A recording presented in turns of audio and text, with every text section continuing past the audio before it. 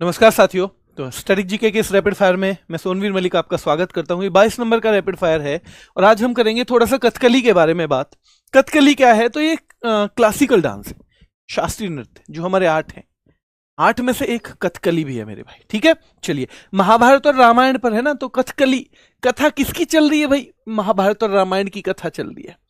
इसकी महाभारत और रामायण की भाई, और विशेष रूप से पुरुषों के द्वारा किया जाता है कथकली। याद रखना है, केरल के दो नृत्य हैं, एक मोहिनी अट्टम के द्वारा, एक मोहिनी अट्टम महिलाओं के द्वारा, और एक कथकली विशेष तौर पे पुरुषों के द्वारा किया जाता है, ठीक है। तो दोनों एक एक हो गए ना, बांट लिया, आपस में लड़ाई भी नहीं होगी, है ना। चलिए, तो ध्यान रखना है, नायक होता है इसमें एक, नायक को कहते हैं पाचा।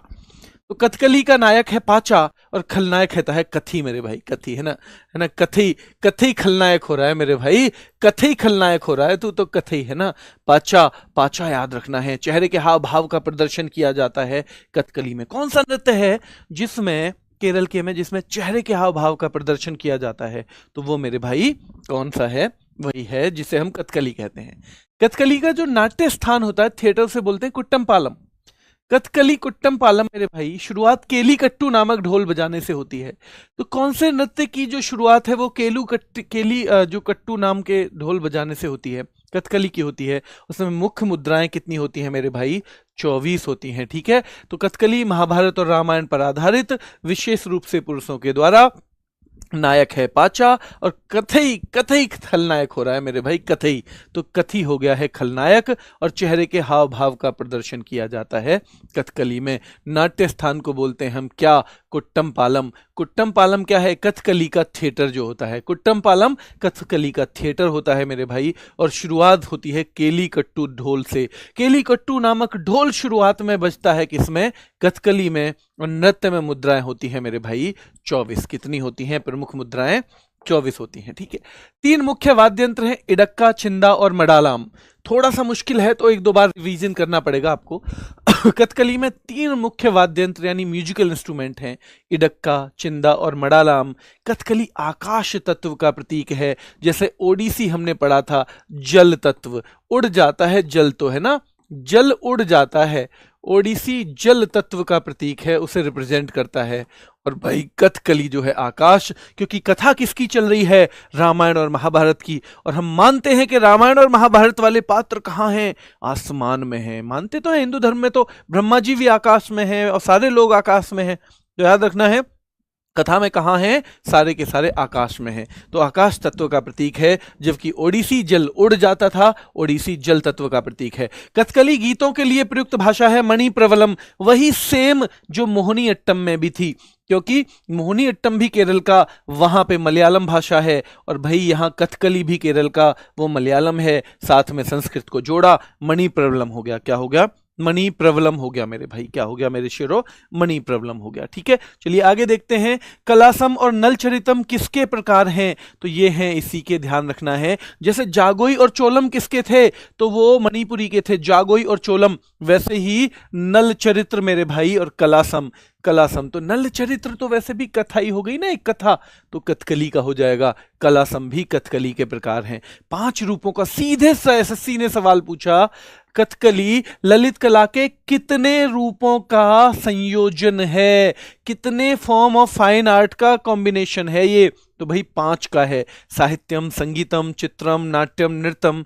ये 5 याद होना हो, बट आपको याद रखना है कथकली ललित कला के कितने रूपों का संयोजन है। कितने का? कथकली का नाट्य स्थान है भाई क्या? कुट्टम पालम। कुट्टम पालम किसका नाट्य स्थान है या थिएटर है? तो कथकली का है। केलुकोट्टू ढोल किस में बजता है? शुरू में कथकली में बजता है। कितनी मुख्य मुद्राएं हैं?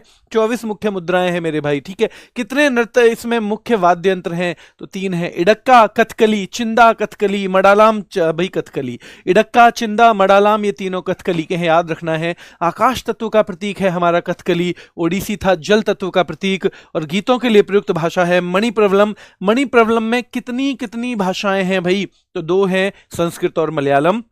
याद रखना है। और कलासम और नलचरितम कथकली के प्रकार हैं। कथकली ललित कला के कितने रूपों का संयोजन है? तो 5 रूपों का संयोजन है। और पात्रों के चेहरे के लिए सुपरिष्कृत श्रृंगार के साथ सिर की टोपी का उपयोग किसमें किया जाता है? इसी में किया जाता है। श्रृंगार कितने प्रकार का होता है? 5 तरह का श्रृंगार होता है। अलग अलग श्रृंगार अलग अलग रंग का होता है, और अलग अलग जो रंग है उसका अलग अलग महत्व है। तो ध्यान रखना है, 5 तरह का श्रृंगार इसमें यूज होता है। 5 तरह का श्रृंगार या वेशम इसमें यूज होता है।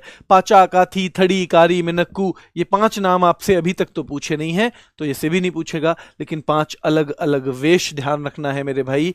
यह श्रृंगार अलग अलग उनके रंग और अलग अलग उसका महत्व है मेरे भाई। हरा रंग जिसमें कुलीनता को और सद्गुण को करता है, ठीक है।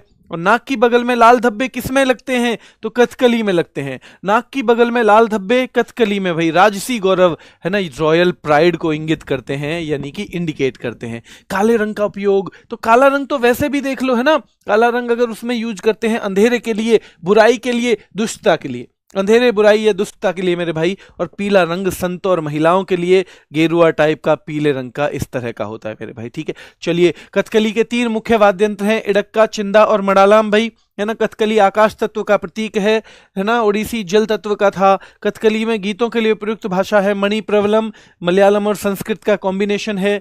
कलासम और नलचरितम किसके प्रकार हैं? तो कथकली के हैं। ललित कला के कितने रूपों का संयोजन है? 5 रूपों का संयोजन है। सुपरिष्कृत श्रृंगार होता है मेरे भाई। 5 तरह का श्रृंगार या वेशम, 5 अलग अलग रंग, 5 का अलग अलग महत्व ध्यान रखना है मेरे भाई। और इसमें काले रंग का है बुराई और दुष्टता का, बुराई और दुष्टता को ये दिखाता है काला रंग। नाक की बगल में लाल धब्बे राजसी गौरव को इंगित करते हैं। पीला रंग संतों और महिलाओं के लिए है मेरे भाई। पूरी तरह लाल रंग से पुता चेहरा बुराई को इंगित करता है, यानी इस पे तो खून सवार है भाई, बुराई को इंगित करता है। पूरी तरह से लाल चेहरा, यानी इस पे तो खून सवार हो गया, ठीक है, ध्यान रखना है। और सफेद दाढ़ी भाई देवत्व वाले, आपने देखा होगा पुराने टाइम में देवताओं की दाढ़ी कैसी पाई जाती थी, ब्रह्मा जी की दाढ़ी कैसी पाई जाती, सफेद, तो देवत्व को दिखाता है मेरे भाई, ठीक है। चलिए आगे देखते हैं। प्रमुख तथ्य हैं इसके, कौन सा नृत्य है जो महाभारत, रामायण या भारत के अन्य महान ग्रंथों की कहानी यानी कथा को दर्शाता है? तो कथकली है मेरे भाई, याद रखना है। पंचम वेद के तौर पे जाना जाता है नाट्य शास्त्र को। भारत में वेदों की संख्या कितनी है? 4 है। क्या ऋग्वेद सबसे पुराना माना जाता है? हाँ जी, माना जाता है। यजुर्वेद, सामवेद, अथर्ववेद, ऋग्वेद, यजुर्वेद, सामवेद, अथर्ववेद, ये भारत में वेदों की संख्या है। सबसे पहले नृत्य किसने किया? ये माना जाता है कि भगवान शिव ने। जो नटराज मुद्रा किससे संबंधित है? भगवान शिव से। और भगवान जो नृत्य करते थे वो था तांडव। क्या था मेरे भाई? वो था मेरे शिरो तांडव। क्या था? तांडव था। सबसे प्राचीन शास्त्रीय नृत्य कौन सा है? भरतनाट्यम है। सबसे नया सत्रिया है, 15वीं शताब्दी। वही भगवान जो श्रीमंत शंकर देव, ठीक है, श्रीमंत शंकर देव याद रखना है मेरे भाई। क्या? श्रीमंत शंकर देव याद रखना है। 15वीं शताब्दी याद रखना है। 2000 में शामिल किया गया, सन 2000 में किस में शामिल किया गया? वो लिस्ट में शामिल किया गया जो क्लासिकल डांसेज की लिस्ट है। वो कितनी है? वो 8 तक है। क्या छऊ भी क्लासिकल डांस है? छऊ को भाई भारत का संस्कृति मंत्रालय तो मानता है, लेकिन संगीत नाटक अकादमी तो उसे नहीं मानती है। उसे अर्धशास्त्रीय नृत्य के तौर पे अभी माना जाता है। वैसे एक मार्शल नृत्य है, वो ध्यान रखना है, मार्शल नृत्य है, अर्धशास्त्रीय नृत्य है छऊ। चलिए आगे देख लेते हैं। सबसे नया वाला हो जाएगा यही, है ना, और इसके संस्थापक हैं श्रीमंत शंकर देव। 2 शास्त्रीय नृत्यों वाला राज्य है केरल मेरे भाई, ठीक है। पहली ध्यान रखना है मेरे भाई, क्लासिकल डांसर कौन है जो राज्यसभा में नॉमिनेट हुई? रुक्मणी देवी अरुंडेल। और बहुत महत्वपूर्ण सवाल है। और कला क्षेत्र और वुजुवूर किस नृत्य की शैलियां हैं? अन्य शैलियों के साथ साथ इसकी जो 2 फेमस कला क्षेत्र और वजुवूर शैली हैं भारतनाट्यम की, कला क्षेत्र और वजुवूर मेरे भाई, ठीक है। कलासम और नल चरितम याद रखना है किसके हिस्से हैं? कथकली के हिस्से हैं, ध्यान रखना है। यामिनी कृष्णमूर्ति भरतनाट्यम, भारत में मैनी कृष्णमूर्ति मिलती हैं, मिनी छोटी छोटी कृष्णमूर्ति मिलती हैं भारत में, और उन मूर्तियों को कई लोग तो कच्ची पूड़ी खिला देते हैं। यामिनी कृष्णमूर्ति भारत में, मैनी मिनी यानी छोटी छोटी कृष्ण की मूर्तियां मिलती हैं, कुछ लोग तो कच्ची पूड़ी ही खिला देते हैं मेरे भाई, याद रखना है, ठीक है। कच्ची पूड़ी ही खिलाई देते हैं, याद रखना है मेरे भाई, ठीक है।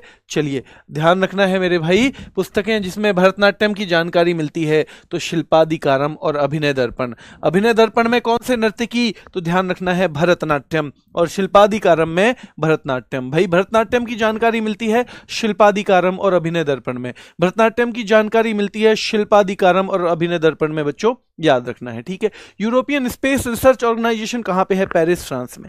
यूरोपियन स्पेस रिसर्च ऑर्गेनाइजेशन बच्चों पेरिस फ्रांस में है। यूनेस्को का मुख्यालय भी पेरिस फ्रांस में है।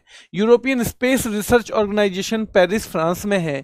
यूनेस्को का मुख्यालय भी पेरिस फ्रांस में है। इंटरपोल लियोन फ्रांस में है।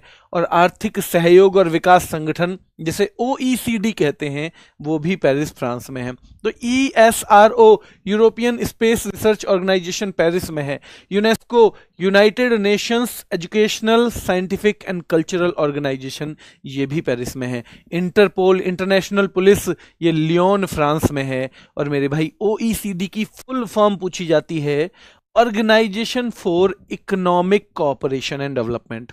OECD की full form Organisation for Economic Cooperation and Development, तो ये भी पेरिस फ्रांस में ही है। एशियाई विकास बैंक मनीला में है। मनीला, क्या इसमें अब 69 देश हैं? हाँ जी 69 हैं।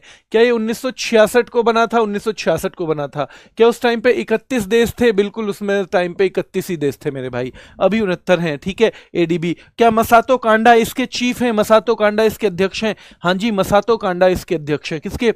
ADB के, मनीला में है। एशियन डेवलपमेंट बैंक है, 1966 में स्थापना हुई। मसातो कांडा जो जापान के हैं वो इसके अध्यक्ष हैं, जापान के हैं मसातो कांडा, वो इसके अध्यक्ष हैं। बच्चों याद रखना है सार्वभौमिक डाक संघ जिसे हम कहते हैं यूनिवर्सल पोस्टल यूनियन। भाई पोस्टल जो डाकिया होता है ना वो जाता है धूप ताप में हर जगह, तो बर्न यानी कि स्किन उसकी बर्न हो जाती है, जल जाती है मेरे भाई। एशियाई विकास बैंक मनीला में है। सार्वभौमिक डाक संघ बर्न स्विट्जरलैंड में है। नाटो ब्रुसेल्स में है। और विश्व पर्यटन संगठन, भाई पूरे विश्व का पर्यटन करके मेरी तो रीढ़ में पेन हो गया, मेरी इस रीढ़ में पेन हो गया भाई, पूरे विश्व का क्या करके भ्रमण करके मेरी तो रीढ़ में पेन हो गया। याद रखना है मेरी तो रीढ़ में पेन हो गया। तो देख लो ADB मतलब एशियन डेवलपमेंट बैंक मनीला में है जो फिलीपींस में है। UPU Universal Postal Union Bern मेरे भाई क्योंकि डाकिया की स्किन जल जाती है। NATO North Atlantic Treaty Organization Brussels में है। 4 अप्रैल 1949 को इसकी स्थापना हुई थी। कब हुई थी? 4 अप्रैल 1949 को इसकी स्थापना हुई। उस टाइम 12 देश थे, अभी कितने हैं? 32 देश हैं इसमें। तो 31वां कौन सा था? फिनलैंड था। 32वां स्वीडन है मेरे भाई। 32वां कौन सा है? स्वीडन है। और मार्क रूटे इसके चीफ हैं। ब्रुसेल्स में इसका मुख्यालय है। ब्रुसेल्स में कहां है मुख्यालय? है मार्क रूटे। सैन्य संधि है, नॉर्मल सहयोग के लिए नहीं है कि बिजनेस के लिए बन गई हो या राजनीति के लिए, स्ट्रेटेजिक अलायंस है। यानी कि अगर एक देश पे किसी ने आक्रमण किया तो माना जाएगा सबने, सारे देशों पे ही मतलब उस देश ने आक्रमण कर दिया। यानी एक तरह का गठबंधन बना हुआ है, कुनबा बना हुआ है मेरे भाई, ठीक है। चलिए तो नाटो की याद रखेंगे। WTO 2 होते हैं, एक तो वर्ल्ड ट्रेड ऑर्गेनाइजेशन और इसको बोल देते हैं यूनाइटेड नेशंस वर्ल्ड ट्रेड। अच्छा ट्रेड लिख दिया क्या मैंने? बेटा ट्रेड नहीं है ये, वर्ल्ड टूरिज्म ऑर्गेनाइजेशन है। क्या है?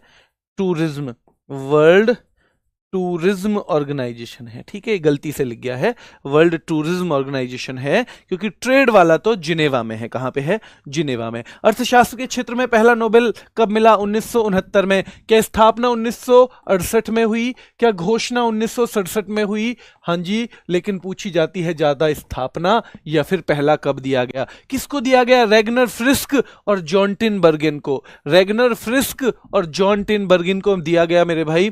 कौन सा? इकोनॉमिक्स का, 1969 में, ठीक है। स्वेरिग्स बैंक इसके पैसे देता है। क्यों? क्योंकि भाई नोबेल के लिए 5 क्षेत्रों के लिए तो कह गए थे। कौन कौन बोल गए थे अपनी वसीयत में? वसीयत में बोल गए थे, कौन बोल गए थे? जल्दी बताओ। क्या अल्फ्रेड नोबेल बोल गए थे? हाँ जी अल्फ्रेड नोबेल बोल गए थे।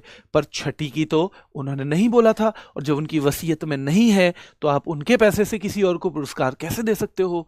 पर उन्होंने सोचा कि भाई बाकी लोगों ने कि ये भी अच्छा क्षेत्र है, दे देते हैं। तो स्वेरिग्स बैंक जो है वो इसके लिए फंडिंग करता है, पैसे अवेलेबल कराता है। 5 क्षेत्रों की राशि कौन देता है? नोबेल फाउंडेशन देता है, ठीक है, ध्यान रखना है। तो जॉन टिनबर्गेन और रेगनर फ्रिस्क को मिला था पहली बार। नोबेल पाने वाले भारतीयों के बारे में अगर थोड़ा सा देखें, सबसे पहले रविंद्रनाथ टैगोर पहले एशियाई हैं, यानी इनसे पहले एशिया के किसी व्यक्ति को नहीं मिला। और एशिया क्या, यूरोप के अलावा बाहर के किसी भी आदमी को नहीं मिला था। 1913 में गीतांजलि के लिए साहित्य के क्षेत्र में जो पुस्तक होगी तो उसके लिए किस में मिलेगा भाई, साहित्य के क्षेत्र में। तो रविन्द्रनाथ टैगोर को मिला, he was first Asian, he was first non European to get Nobel prize मेरे भाई, ठीक है। चलिए 1913 गीतांजलि याद रखना है, ठीक है। हंगरी स्टोन्स, गोरा वगैरह भी इनकी, चंडालिका वगैरह भी क्या है, पुस्तकें हैं। चलिए दूसरे सीवी रमन, 1930 में रमन प्रभाव के लिए भौतिकी के क्षेत्र का, रमन प्रभाव भौतिकी 1930, ये रमन प्रभाव की खोज इन्होंने कर ली थी पहले ही, और रमन प्रभाव के बारे में दुनिया को बताया 28 फरवरी 1928 को, 28 फरवरी 1928 को। और 2 साल बाद उसी खोज के लिए उन्हें नोबेल प्राइज भी मिला। एशिया में इनसे पहले कोई भी आदमी ऐसा नहीं था जिसे विज्ञान के क्षेत्र का नोबेल मिला हो। यानी देखो, मिल तो चुका है पहले, ये हमारे भारत में ही मिल चुका है, पर वैज्ञानिक कोई नहीं था, यानी विज्ञान के क्षेत्र में किसी को भी नहीं मिला। तो याद रखना है 1930 में रमन प्रभाव के लिए नोबेल मिला है सीवी रमन को, और 28 फरवरी को विज्ञान दिवस भी इसीलिए क्योंकि इसी दिन उन्होंने इस खोज को पब्लिकली अनाउंस किया था, ठीक है। चलिए ये है सीवी रमन, है ना, चंद्रशेखर वेंकट रमन मेरे भाई। डॉक्टर हरगोविंद खुराना महत्वपूर्ण है 1968 में, 1968 में, अब तक 3 साल महत्वपूर्ण हो गई, 1913 महत्वपूर्ण हो गई, 1930 महत्वपूर्ण हो गई, अब 1968 महत्वपूर्ण हो गई। और कृत्रिम जीन के संश्लेषण के लिए चिकित्सा में आज तक एक ही हमें नोबेल मिला है, और ये अब मिला है मेरे भाई, ठीक है, अब मिला है। मदर टेरेसा को 1979 में, इनका जन्म स्थान था स्कॉप्जे, नॉर्थ मैसिडोनिया, वैसे अल्बानियाई मूल की हैं, कहाँ की, अल्बानियाई मूल की है मेरे भाई। तो 1979 में शांति का नोबेल, 80 में भारत रत्न। मदर टेरेसा विदेशी क्यों नहीं है, क्योंकि 1948 में ही भारत की नागरिकता ले ली थी, इसलिए भारत के विजेताओं में वो काउंट होती हैं मेरे भाई, ठीक है। चलिए मदर टेरेसा हो गई, और भारत की नागरिकता इन्होंने 1948 में प्राप्त की थी। सुब्रमण्यम चंद्रशेखर फिर 1983 में भौतिकी के क्षेत्र में हमें दूसरा नोबेल मिला। आज तक 10 लोगों ने जीता है, बाकी के 5 मैं अगली क्लास में पढ़ाऊंगा। अगर आपको क्लास पसंद आई हो तो बताइएगा भाई, रेड क्रॉस को नोबेल शांति पुरस्कार किस किस साल दिया गया ना, कौन कौन सी वो ईयर्स हैं जब रेड क्रॉस को नोबेल दिया गया। अभी के लिए इतना ही, फिर मुलाकात करेंगे, धन्यवाद।